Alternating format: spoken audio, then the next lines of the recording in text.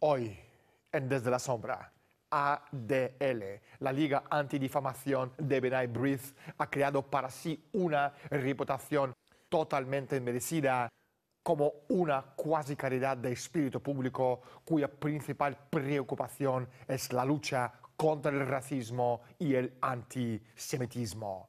Nada podría estar más lejos de la verdad.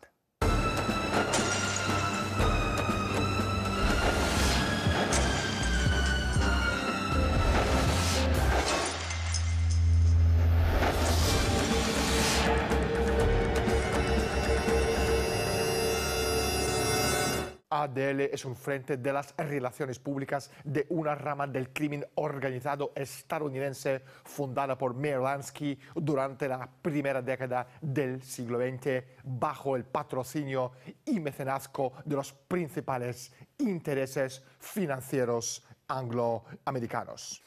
Hoy, en Desde la Sombra, hablaremos con Anton Chaikin, uno de los historiadores más respetados de los Estados Unidos. Anton, gracias por estar con nosotros y bienvenido al programa. ¿Cuál es tu relación personal con ADL?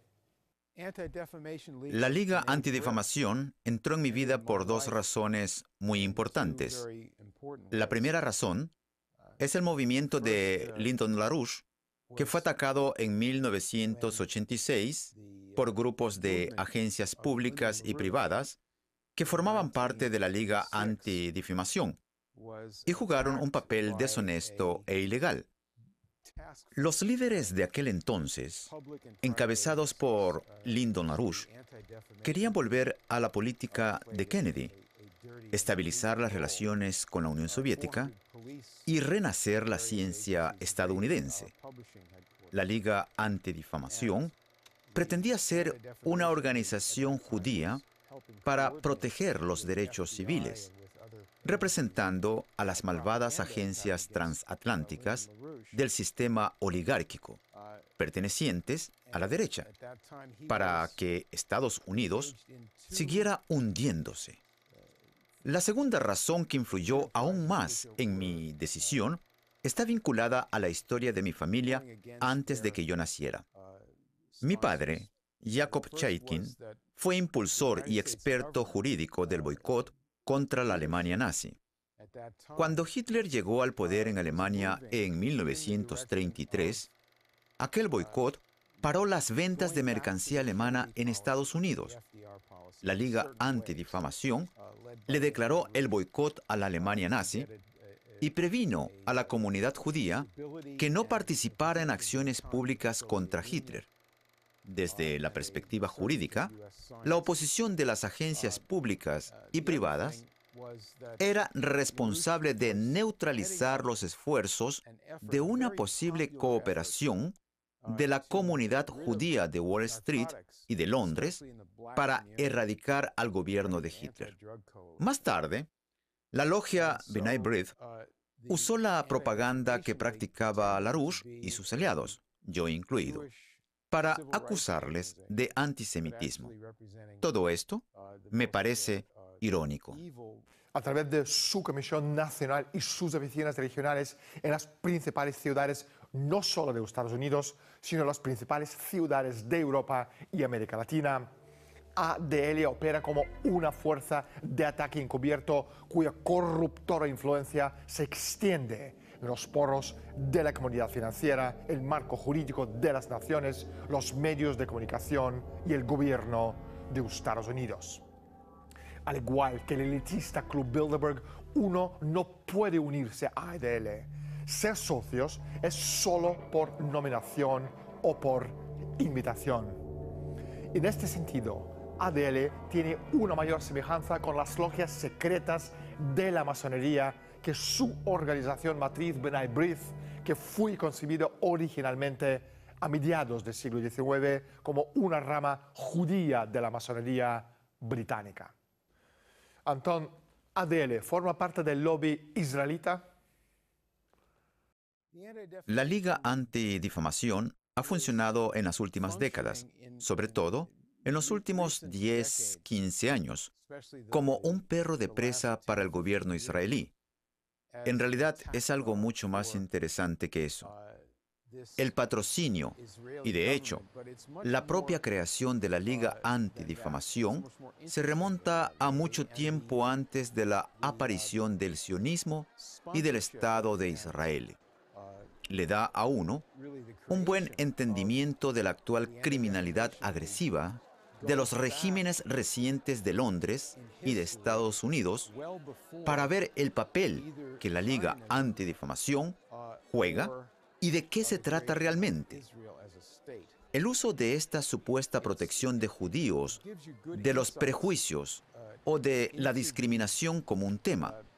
Lo mismo pasa con la responsabilidad de proteger, el lema elaborado por los británicos y utilizado por la administración de Bush y la de Obama como pretexto para bombardear, invadir y cambiar los gobiernos que desean. Atacar en busca de una guerra más amplia. Pero tenemos que mirar más a fondo el historial de la Liga Antidifamación como un instrumento de la oligarquía desde Londres hasta Wall Street, que históricamente ha sido enemigo de Estados Unidos y, curiosamente, desde luego, no actúa a favor de los intereses del pueblo, ni de Israel, ni de Estados Unidos. Antón, ¿quién creó ADL y quién lo financia? B'nai B'rith es la organización matriz de la Liga Antidifamación y empezó su existencia en la época de la esclavitud en Estados Unidos, varias décadas antes de la Guerra Civil estadounidense. Creo que fue en los años 1840 y los 1850. Se basaba en la fracción francmasónica de Gran Bretaña, que representaba una herramienta para desarrollar la política agresiva de la Confederación que llevaron a la escisión de Estados Unidos en los 1860. Se trataba de una fracción muy especial dentro de la comunidad judía, porque la mayoría de los judíos durante la Guerra Civil respaldaban a la Unión, servían en el ejército de la Unión y, tradicionalmente, intervenían contra la esclavitud. El grupo B'nai B'rith, parte de la fracción del rito escocés antiguo y aceptado fuera de Londres, contaba entre sus familias a Simon Wolfe, el jefe de la filial de B'nai B'rith en Washington, D.C., que era colega de John Wilkes Booth, el asesino de Lincoln, y que fue detenido por el servicio secreto del presidente antes de aquel suceso.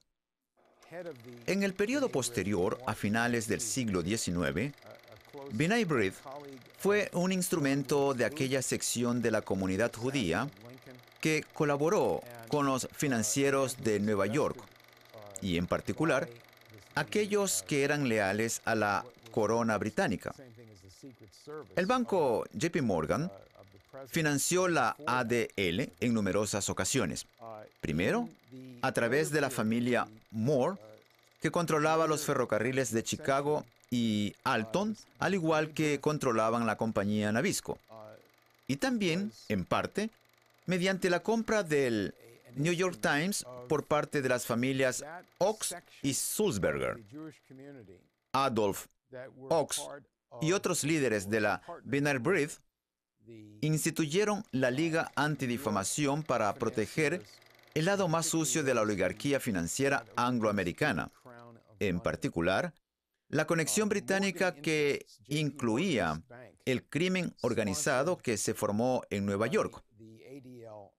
La primera cruzada de la ADL estuvo destinada a atacar a los enemigos del crimen organizado, en concreto, al comisario de la policía en Nueva York. Ya en el siglo XX, esta fracción para la cual la ADL representaba una unidad de ataque modificó las finanzas de Estados Unidos y la política económica de Estados Unidos, aumentando la especulación bruscamente, la desregulación y la proliferación de tales fenómenos financieros como bonos basura. ADL de B'nai B'rith es la fachada de la delincuencia organizada enmascarada como un grupo de derechos civiles judíos. el capo supremo de la mafia estadounidense, Meyer Lansky, fue el intermediario en el matrimonio entre ADL y el FBI. La dirección de ADL incluye muchos lugartenientes de Lansky que han dirigido el grupo como un brazo de la protección para el componente sionista del Sindicato Nacional de la Delincuencia. Los vínculos ADL-Lansky eran infames desde la época de prohibición en adelante. El Banco de la Liga Antidifamación Judía Sterling National, que ayudó a salvar a ADL de la quiebra, fue fundado en el año 1929 por uno de los lugartenientes neoyorquinos de Lansky, Frank Erickson, un especialista en lavado de dinero y que también lavó el dinero sucio del director del FBI, J. Edgar Hoover. El presidente de Sterling National fue Theodore Silbert, un miembro vitalicio de ADL. A principios de la década de 1980, Sterling National estaba vinculado a dos escándalos internacionales. Uno fue uno de los bancos clave de la logia masónica italiana P2, fundada por un exagente de la Gestapo nazi. Y dos, estaba vinculado al terrorismo internacional, concretamente el secuestro en diciembre del año 1981 por las Brigadas Rojas italianas del general James Dossier, el comandante de las fuerzas de OTAN en Italia. En 1982, el gobierno italiano presentó una demanda en Nueva York sosteniendo que Sterling National había participado en el lavado de dinero para ayudar al banquero italiano Michel Sandona a robar 27 millones de dólares en depósitos de banca privada en Milano. Sandona más tarde sería asesinado durante el escándalo del Banco Ambrosiano, que también implicó al Vaticano. Antón, ¿cuál ha sido la relación entre ADL y el gobierno estadounidense? En el caso de Lyndon LaRouche de los años 80 del siglo pasado, hubo una fracción del gobierno estadounidense liderada por George Bush padre y Henry Kissinger. Ellos aplicaron mediante la administración de Reagan las medidas que permitían oficialmente usar agencias privadas para realizar trucos sucios encubiertos y propaganda.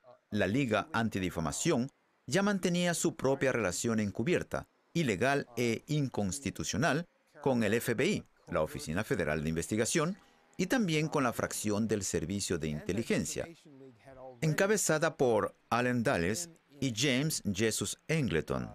En un artículo publicado en Jewish Voice el año pasado, se cita una frase de Kenneth Bielkin, el expresidente de la Liga Antidifamación, que dice que cuando él alcanzó el poder en la ADL en los años 60, James Jesus Angleton, el jefe del personal de contrainteligencia de la CIA, le prometió que le darían cualquier cosa que él necesite.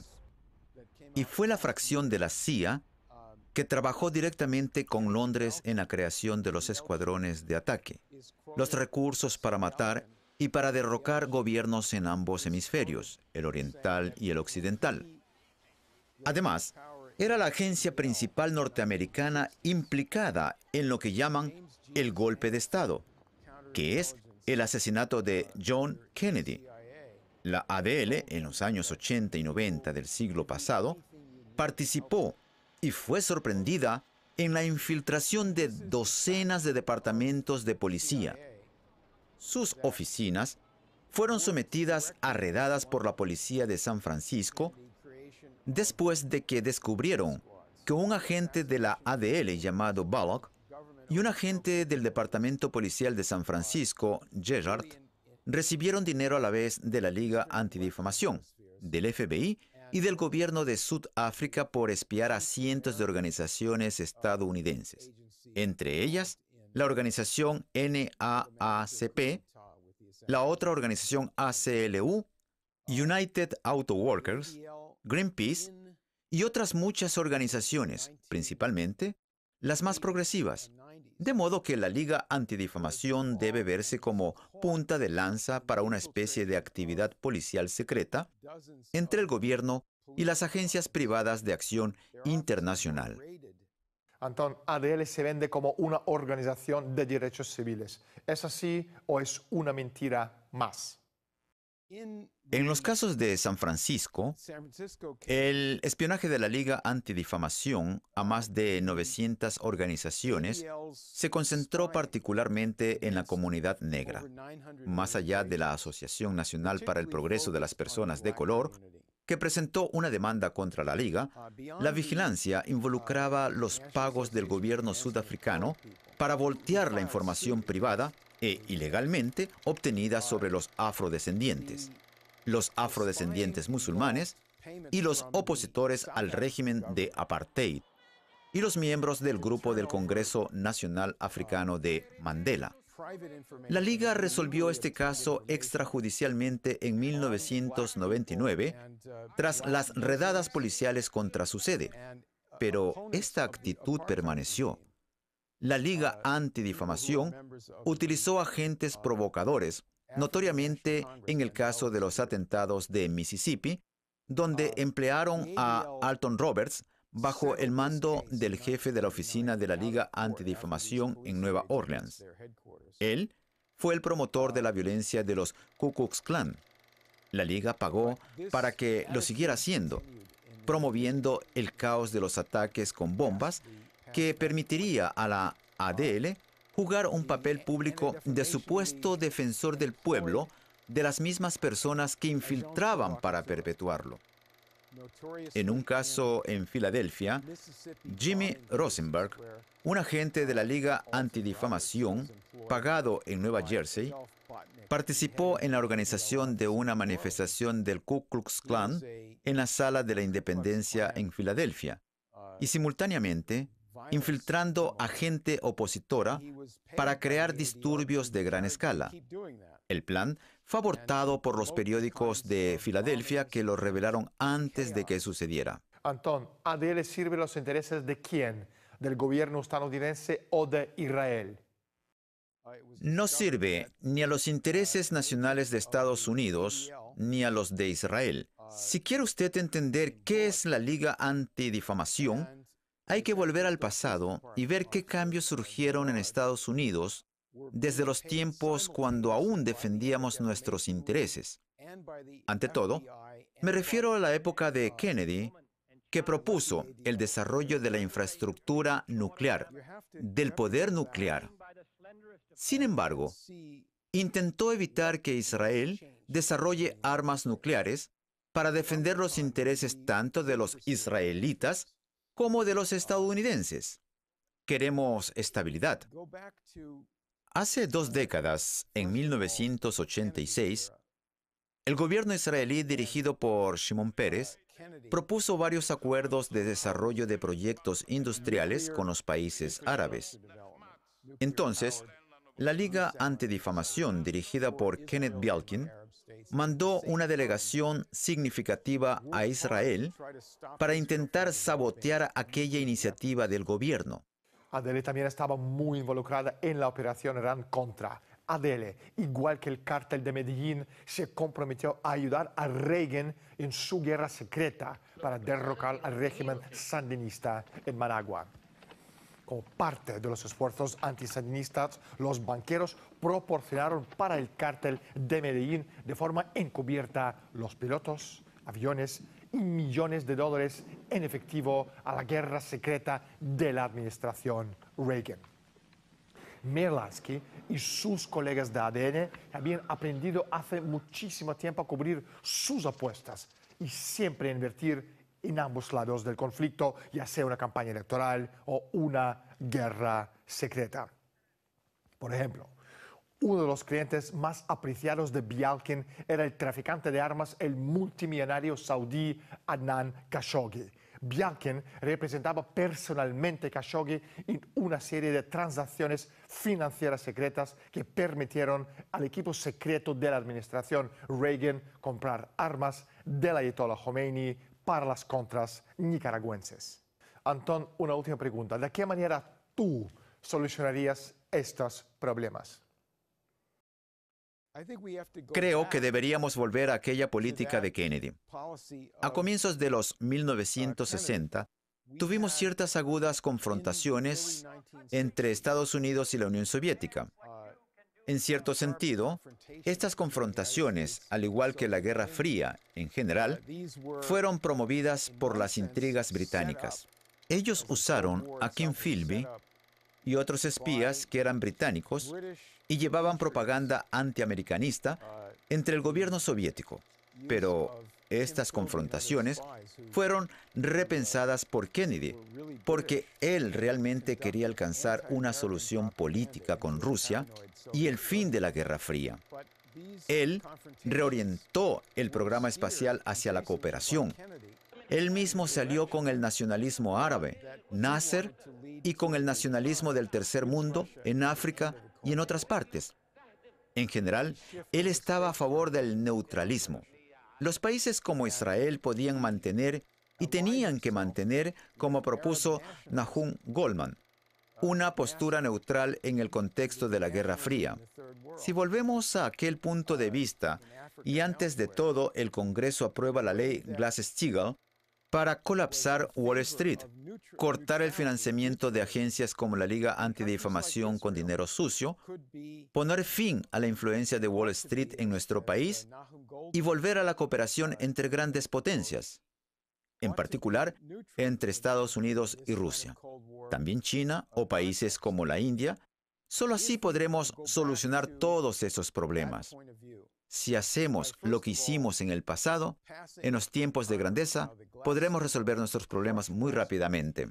Antón, no hay tiempo para más. Muchísimas gracias por estar con nosotros. Lo que me ha obsesionado a lo largo de este programa es la paranoia de los hombres tras la cortina, de los directores de la CIA y del FBI, de los grandes capos, de los bancos y abogados billonarios de Wall Street. No se trata de la paranoia del perdedor, de la víctima patética y comprensible, sino de la del ganador, la del vencedor, la paranoia de las personas que están al mando, de las personas que deberían tener más conocimiento y probablemente actuar como tal. Es lo que ellos más temen, lo que yo temo más. Lo que ellos no quieren que nosotros sepamos. La paranoia de los expertos. Al fin y al cabo, si no eres paranoico, no conoces todos los hechos. Es la paranoia de los hombres que destruyen documentos en los despachos ejecutivos de las oficinas centrales de la CIA como si fueran escolares, que esconden una revista porno. La de una organización como Adele practicando la Kama Sutra con la mafia, las grandes fortunas, Cártel Medellín y los masones de Propaganda 2. Hay sangre y hay documentos. Esto es la historia. No puedes tener los unos sin la otra. Sangre, documentos, culpa, inocencia, conocimiento, ignorancia, frustración, miedo. La historia no es estar ausente, sino tornarse ausente. Ser alguien y después marcharse, dejando huella. Lo demás es solo contabilidad. Soy Daniel Stulin. Bienvenidos al mundo de Humo Espejos. Gracias por estar con nosotros y hasta la semana próxima.